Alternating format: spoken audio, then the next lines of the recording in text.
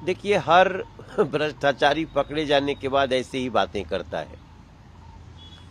इस देश में बहुत सारे लोग हैं जो नरेंद्र मोदी सरकार के सामने वो बहुत सारी ऐसी बातें बोलते हैं जो आपत्तिजनक होती हैं, बहुत सारे उनके एक्शन होते हैं जो आपत्तिजनक होते हैं, फिर भी वो भ्रष्टाचार के रास्ते पे नहीं होते हैं। इसलिए लोकतंत्र में उनको हर एक्शन लेने का अधिकार है।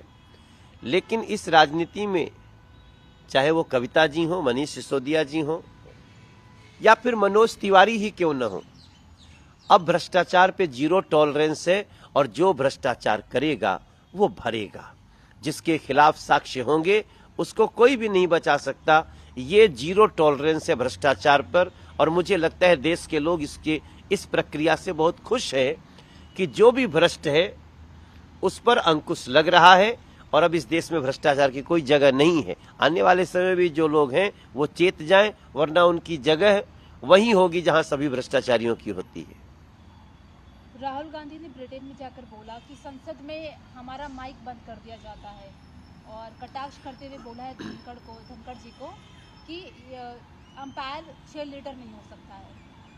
अब इसके ऊपर भी एलिगेशन जो लग रहे हैं, कांग्रेस जिस तरीके से भाषा का इस्तेमाल कर रही है, चीयर लीडर कह रही है धनखड़ जी को, क्या कहेंगे? देखिए, जब आदमी फ्रस्ट्रेशन की चरम सीमा पे होता है ना, तो उसको शब्दों का चयन ऐसे ही होता है।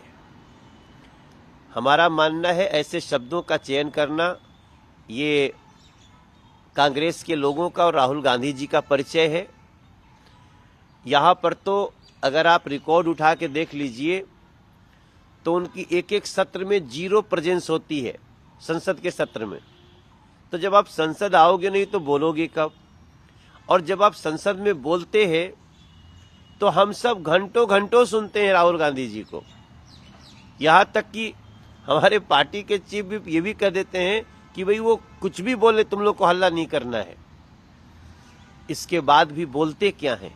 झूठ। अभी देखिए ना, कई सांसदों ने प्रिविलेज मोशन जारी किया है। अब उन्होंने जो सदन पे फ्लोर पे बोला है उसको सिद्ध भी करना होगा। तो सदन ऐसी चीज नहीं है कि आप वहां झूठ परोस के निकल जाए और देश के बाहर जाए तो देश को बदनाम करे। मैं समझता हूं राहुल गांधी जी सत्ता से हटने के बाद जिस फ्रस्ट्रेशन की चरम सीमा पे हैं, उसमें उनसे यही अपेक्षा किया जा सकता है।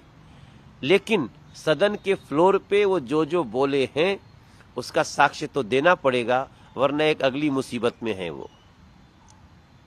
जो प्रवासी, जो बिहार की प्रवासी है, तमिलनाडु में रह रहे हैं, उनके ऊपर जो हमले हो रहे थे, ये फेक न्यूज़ का जो सिस्टम चला था, इसको लेकर स्टालिन है वो भाजपा पर निशाना साध रहे हैं। और नीतीश कुमार ने स्टालिन के साथ, मुख्यमंत्री के साथ बातचीत की है कि तमिलनाडु में प्रवासी बिहारी जो है उनके ऊपर जो अटैक हो रहे हैं, क्या क्या कदम उठाए जा रहे हैं।